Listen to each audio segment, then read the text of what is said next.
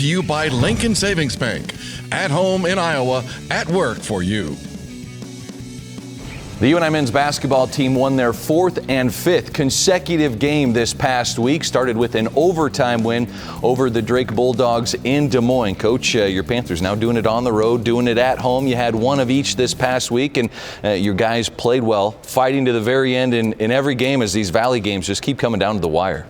Yeah, you know, the conference games are hard, and it's that way every year, right? And the guys, what we've done such a good job of, Brad, is we've gotten better defensively. You know, and that's allowed us to withstand maybe if we have a stretch where we don't play as well offensively in some games right now. Our defense has certainly held us up and then some. And that you know, to play in this league, you've got to guard. You know, you got to defend people, and you got to rebound. And we did a better job of rebounding at Drake than we did in the first one. We took some things away from them that we felt were important in that game. And then our first 15 minutes of the game against Southern, we defended like crazy. You know, they missed a couple, but we defended like crazy that first 15 minutes. And so that's where we're different right now. Southern had about 5 points 12 minutes into the game. The game down in Des Moines, too, I believe Bowen-born Trey Burhow, to me, stood out on the defensive end, coming up with takeaways and creating some of those easy opportunities. Yeah, you know, they do such a good job of finding different spots on the floor, finding mismatches, getting what they're looking for. It might be on the block with when we're switching and they feel like they got a matchup they like. They slip out of a lot of screens.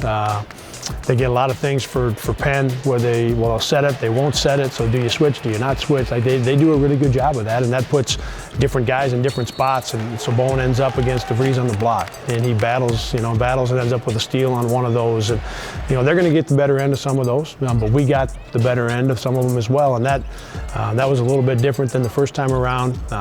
And then Trey just had a great week. You know, he was really good at Drake. He was terrific defensively against Southern Illinois. You know, and at Drake, obviously, he made some threes to go along with it. Against Southern, he didn't take a lot of shots. Took a lot of pride in defending Damask and just being a presence. Came up with a huge offensive rebound putback. You know, later in the Southern game, Trey had a great week. Trey Burhow, 16 points in the Panthers' win over the Drake Bulldogs. Then a season-high 11 rebounds in the Panthers' win at home against Southern Illinois.